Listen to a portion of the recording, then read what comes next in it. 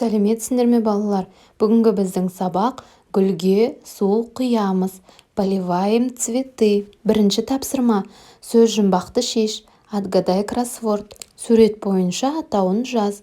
Бірінші қызғалдақ. Екінші терезе. Үшінші раушан. Төртінші шар. Екінші тапсырма. Тірек сөздер арқылы гүлдерді сипатта. Опиши цветы по опорным словам. Тірек сөздер, опорные слова. Раушан қызыл, әдемі, бәйшешек қысқа, әдемі.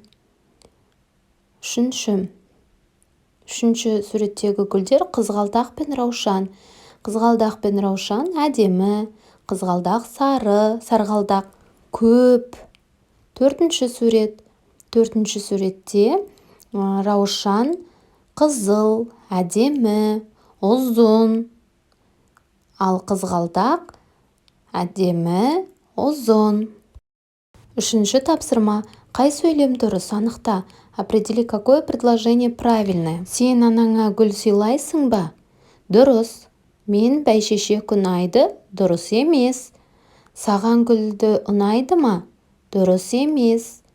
Бәйшешек әдемі гүл. Дұрыс. Терезеде 3 гүл жүр. Дұрыс емес. Гүлге су құямыз. Дұрыс.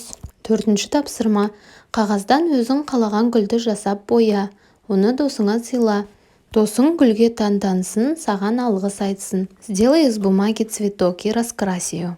Подари другу. Пусть он скажет тебе спасибо. Білгенге маржан. Запомни. Мақал-мәтел. Пословица. Елдің көркі қыз, жердің көркі гүл. На этом мы закончили урок. Подпишись на канал, чтобы не пропустить следующий урок. Спасибо за внимание. Осымен біздің сабағымыз аяқталды. Келесі сабақта кездескенше сау бол.